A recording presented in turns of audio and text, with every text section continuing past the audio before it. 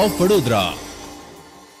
વડાપ્રધાન નરેન્દ્ર મોદીના કાર્યકાળને 9 વર્ષ પૂર્ણ થતા તેની ઉજવણીના ભાગરૂપે રાજ્યસભાના સાંસદ અને રાષ્ટ્રીય મહિલા મોરચાના મહામંત્રી ઇન્દુ બાલા ગોસ્વામીજી વડોદરાની મુલાકાતે પધાર્યા હતા। રાજ્યસભાના સાંસદ અને રાષ્ટ્રીય મહિલા મોરચાના મહામંત્રી શ્રીમતી ઇન્દુ બાલા ગોસ્વામીજી આ પત્રકાર પરિષદમાં ઉપસ્થિત રહ્યા હતા। તેમની સાથે વડોદરાના સાંસદ રંજનબેન ભટ્ટ, વિધાનસભાના મુખ્ય દંડક બાલકૃષ્ણ શુક્લા સહિત સંગઠન પદાધિકારીઓ જોડાયા હતા। તેમણે પત્રકારોને કેન્દ્રની બીજેપી સરકારની ઉપલબ્ધિઓ જણાવી હતી, જેમાં ડિજિટલ ઇન્ડિયા સહિત મહિલાઓ માટે શરૂ કરવામાં આવેલ યોજનાઓ વિશે માહિતી આપી હતી। તો બેટી બચાવો બેટી પઢાઓ મહિલા સશક્તિકરણ સહિતની યોજનાઓને કારણે મહિલા સશક્ત બની છે અને ભણીને દરેક ક્ષેત્રમાં આગળ વધી છે તેમ જણાવ્યું હતું।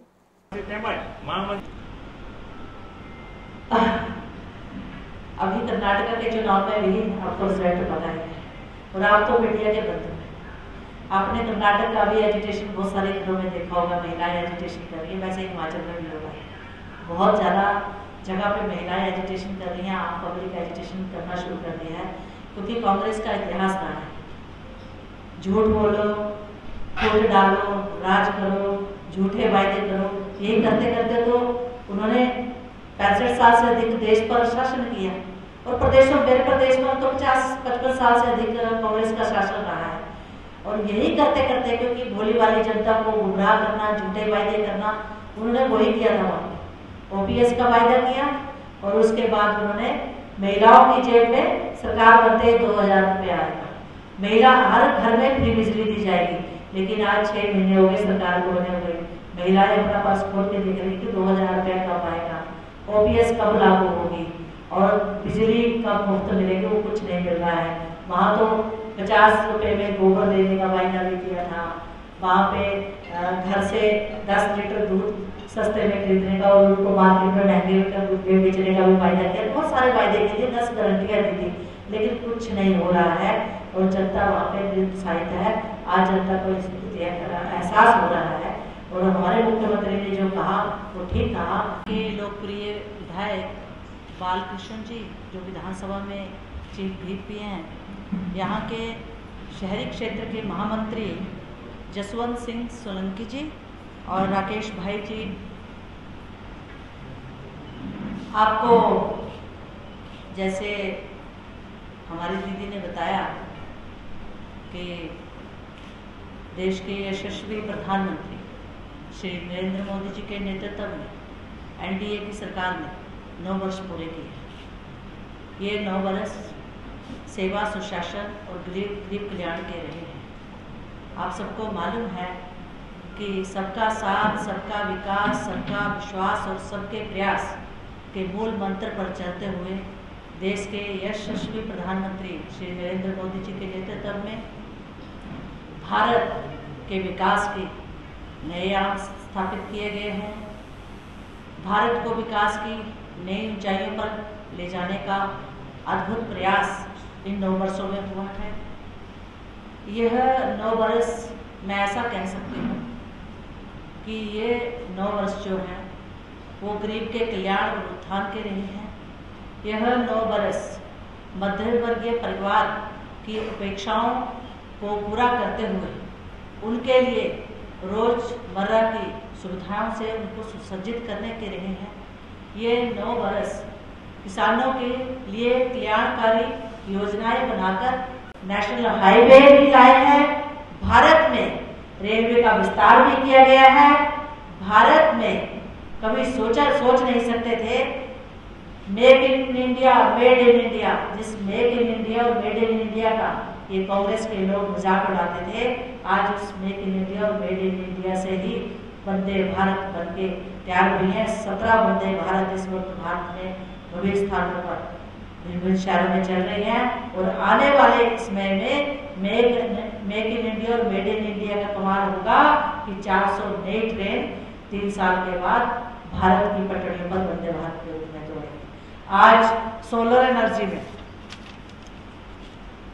कह सकते हैं कि बहुत बड़ा परिवर्तन आया है और भविष्य में आएगा, लेकिन कभी किसी ने सोचा नहीं था कि सोलर एनर्जी में भारत जब सोलर एनर्जी में इंटरनेशनल सोलर एलायंस बना था, तो कभी किसी ने सोचा नहीं होगा कि उसका केंद्र जो होगा भारत होगा। ये हुआ है भारत में परिवर्तन, यानी कि आने वाले टाइम में सौर ऊर्जा में भी भारत विश्व में नंबर 1 हब बनेगा। ये परिवर्तन हुआ है। आज मुझे हैरानी हुई कि मेरा हिमाचल जैसा पहाड़ी एरिया, उसमें वंदे भारत ट्रेन चल सकती है। मेरे हिमाचल जैसे पहाड़ी एरिया में चारों तरफ नेशनल हाईवेज बन सकते हैं। बुलेट ट्रेन लागू करने के लिए है। यह 9 वर्ष युवाओं की शैक्षिक योग्यता और उनके लिए रोजगार के अवसर पैदा करने के रहे हैं। यह 9 वर्ष भारत के हर वर्ग, हर समुदाय, भारत के हर क्षेत्र को उत्थान करने के रहे हैं, चाहे वह भारत का विकास हो या भारत की जनता, जैसे मैंने कहा कि हर क्षेत्र, हर वर्ग का विकास हो। ये 9 वर्ष विशेष रूप से नारी शक्ति के विकास के रहे हैं। और जब मैं ऐसा कहती हूँ तो इसके पीछे अद्भुत सच्चाई है। अद्भुत सच्चाई आप सबको मालूम है कि जब 2014 में देश के यशस्वी प्रधानमंत्री जी ने अपना दायित्व संभाला था, तो सबसे पहले उन्होंने निर्णय किया था बेटी बचाओ बेटी पढ़ाओ अभियान। और ये जो अभियान था ये मात्र कागजों में नहीं रहा। आज इस अभियान ने समाज के माइंडसेट में परिवर्तन लाने का बहुत बड़ा काम किया है। और मैं जिस क्षेत्र से आती हूँ, जिस प्रदेश से, हिमाचल प्रदेश से, छोटा सा प्रदेश है, हिली पहाड़ी एरिया है, लेकिन आज जब हम ग्रामीण क्षेत्र में जाते हैं और महिलाओं के बीच में जब हम लोग कोई कार्यक्रम करने जाते हैं, डिजिटल क्रांति तो आई है, ग्रामोदय से भारतोदय तो हुआ है, लेकिन साथ ही साथ हमारी जो सांस्कृतिक विरासत जो विश्व प्रसिद्ध थी, उसके माध्यम से भारत को विश्व गुरु बनाने का सपना भी देश के प्रधानमंत्री ने पूरा करने का जो संकल्प लिया था, उसकी ओर हम अग्रसर हुए हैं। यही कारण है कि आज देश के प्रधानमंत्री विश्व के प्रमुख नेताओं में नंबर वन के स्थान पर आ रहे हैं। और आज सबसे पॉपुलर नेताओं में है, विश्व के नेता सबसे पॉपुलर नेताओं में। और आज मुझे खुशी होती है कि जब वो यहाँ के मुख्यमंत्री थे गुजरात के, तो इस मुख्यमंत्री रहते हुए जिस विकास मॉडल की बात पूरे भारत में जिस पर गर्व किया जाता था, आज उस विकास मॉडल की चर्चा पूरे विश्व में हो रही है। ये प्रधानमंत्री जी के नेतृत्व में भारत की जो विश्व गुरु की गाथा जो है वो पूरे विश्व में लिखी गई है। इसलिए आज ऑस्ट्रेलिया के प्रधानमंत्री को द मोदी बोस कहकर उनका स्वागत करना पड़ता है और पूरा ऑस्ट्रेलिया उन शब्दों से गुंजायमान होता है। आज अमेरिका के प्रेसिडेंट को भारत के प्रधानमंत्री से संबोधन करते हुए कहना पड़ता है कि अभी आप अमेरिका के दौरे पर आ रहे हैं, हम आपका ऑटोग्राफ लेने के लिए लाभान्वित है। वित्त मंत्रालय चलाया वो आप सबके सामने है। इसलिए मुझे ये कहते हुए खुशी होती है कि 9 सालों में महिलाओं का सामाजिक उत्थान तो हुआ, आर्थिक उत्थान भी हुआ और साथ ही साथ नेतृत्व में उनकी भागीदारी जिस तरीके से बढ़ी है, हमें खुशी होती है कि आज समाज ये स्वीकार करने पर मजबूर हुआ है कि देश की 50% आबादी को विकास की मुख्य धारा में जोड़ेंगे तो भारत विश्व गुरु बनने से कोई रोक नहीं सकता। मैंने आपसे बात की एक तरफ ग्रामोदय से भारतोदय का सपना जो था प्रधानमंत्री जी का, वो पूरा किया। जब और मैं इसलिए ये बात रखती हूँ, ये बात मैं तब कहती हूँ कि एक गरीब का सपना रहता है कि उसका 2 कमरे का घर हो, उस घर में अच्छा किचन हो, उस घर में नल हो, नल से जल हो, शौचालय हो, पानी और बिजली हो। और आज मुझे गर्व होता है अपने देश के नेतृत्व पर कि उन्होंने एक गरीब को भी सम्मान के साथ जीने का अधिकार उसके दिया है और उसके अंदर आत्मसम्मान, आत्मस्वाभिमान पैदा किया है। लेकिन साथ ही साथ भारत को अगर ग्रामोदय से भारतोदय किया है तो भारत के लिए नई टेक्नोलॉजी भी विकसित की है, भारत में डिजिटल क्रांति भी लाए हैं। के बीच में जब पोषण अभियान या महिलाओं से संबंधित पोषण अभियान को लेकर जाते हैं तो देखकर आश्चर्य होता है और सुनकर भी आश्चर्य होता है कि आज बहुत सारे घरों में पहले ये सोचा जाता था कि हमारी मृत्यु होने पर परिवार में तो अग्निदाह कौन करेगा? बेटा। अगर बेटा नहीं करेगा तो हमें मुक्ति नहीं मिलेगी। लेकिन आज लोगों का माइंडसेट में इतना परिवर्तन आया है कि आज एक बेटी होती है घर में तो एक गांव का मध्यम वर्ग परिवार, सीधा साधा परिवार, वो भी बोलता है कि एक बेटी ही काफी है। ये माइंडसेट में चेंज आया है। आज कन्या समृद्धि योजना ने इतना परिवर्तन लाया है कि आज समाज में बेटियां होने पर उनको बोझ नहीं माना जाता है। आज बेटियों के लिए सैनिक स्कूल के दरवाजे खोलने से आज बेटियों के परिवेश में बहुत बड़ा परिवर्तन आया है। और मुझे लगता है कि सबसे बड़ा परिवर्तन नारी शक्ति को, देश की जो 50% आबादी है उसको मुख्यधारा में लाने का तब था जब बेटियों के लिए सेना में ऑफिसर बनने के लिए कमीशनिंग खोली गई, बेटियों में सेना के लिए अधिकारी बनने के दरवाजे खोले गए और साथ ही साथ बेटियां भी, एक महिला भी सेना में सैनिक बनकर अपनी बखूबी भारत के विकास में अपनी बड़ी महत्वपूर्ण भूमिका निभा सकते हैं। और साथ उनका राजनीतिक सशक्तिकरण भी इन 9 वर्षों में हुआ। उसके बारे में मुझे बताते हुए खुशी होती है कि आज 50% से भी अधिक आबादी जो है आपने देखा होगा स्थानीय निकायों में, जहां महिलाओं के लिए रिजर्व सीटें थी वहां से तो चुनकर आई, लेकिन जहां ओपन थी वहां भी चुनकर आई। ये समाज में परिवर्तन आया है 9 सालों में समाज की सोच। और आज जहां से मैं सांसद हूँ जिस संसद में, तो मुझे खुशी होती है कि आज संसद में पहले महिलाओं की जो संख्या थी नगण्य होती थी और विशेष रूप से राज्यसभा में।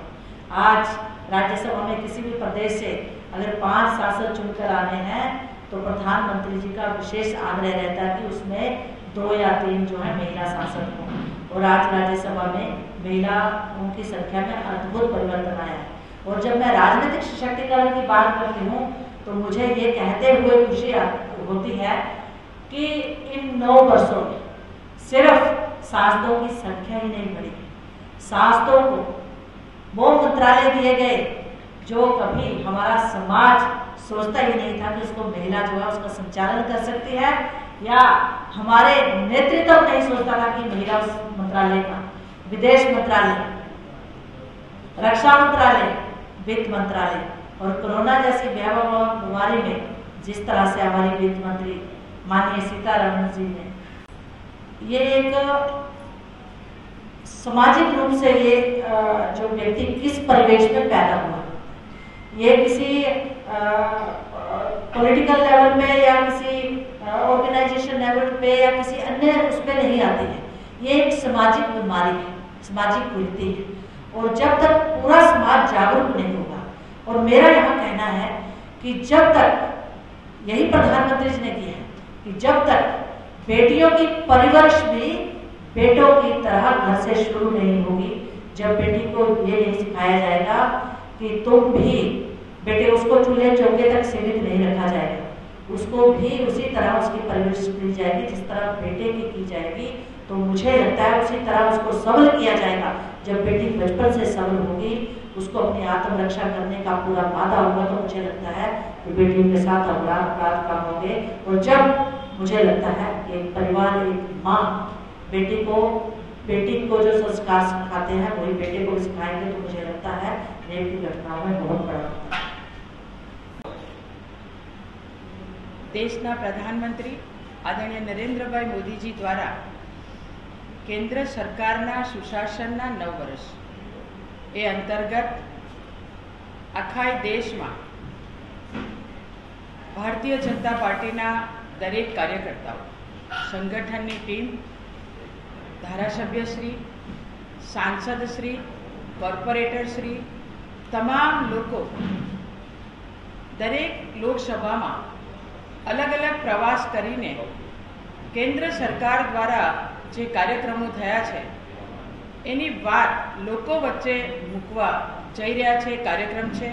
આ કાર્યક્રમમાં એક પાર્ટ એ પણ છે કે રાષ્ટ્રીય નેતૃત્વ એમના 2 લોકોને 4 લોકસભા હોય અને એમના 8 દિવસ એ લોકસભામાં એમણે પોતે પણ પ્રવાસ કરવો, એના ભાગ સ્વરૂપે આજની આ પ્રેસ કોન્ફરન્સમાં આપણી વચ્ચે ઉપસ્થિત રાજ્યસભાના સાંસદ, રાષ્ટ્રીય મહિલા મોરચાના મહાસચિવ અને સાથે સાથે ખૂબ સંગઠનનો પણ બહોળો અનુભવ અને રાજ્યસભામાં પણ પોતાના હિમાચલ વિસ્તારમાં જેઓ કામ કરી રહ્યા છે એવા અમારા બેન દેવ્યાની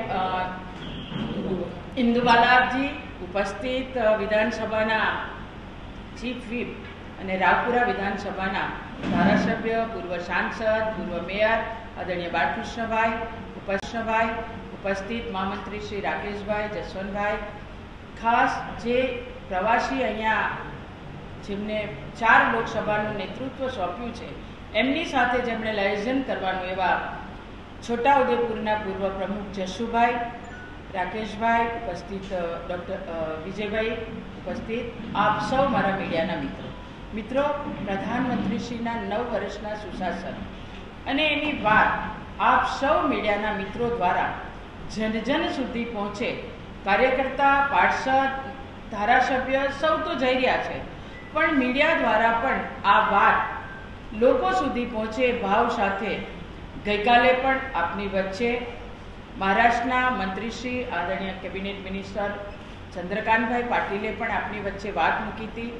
આજે બેન પણ આપણી વચ્ચે કેન્દ્ર સરકારની યોજના, કેન્દ્ર સરકાર દ્વારા અનેક વિકાસના કામો દેશમાં થયા છે, સાથે મહિલા સશક્તિકરણ, મહિલાઓને થતા લાભો, આ બધી જ વાત આદરણીય બેન આપની વચ્ચે મૂકવાના છે. ત્યારે મિત્રો, આપનું હાર્દિક સ્વાગત છે અને હું ચોક્કસ બેનને વિનંતી કરું કે તેઓ આપને સંબોધન કરે.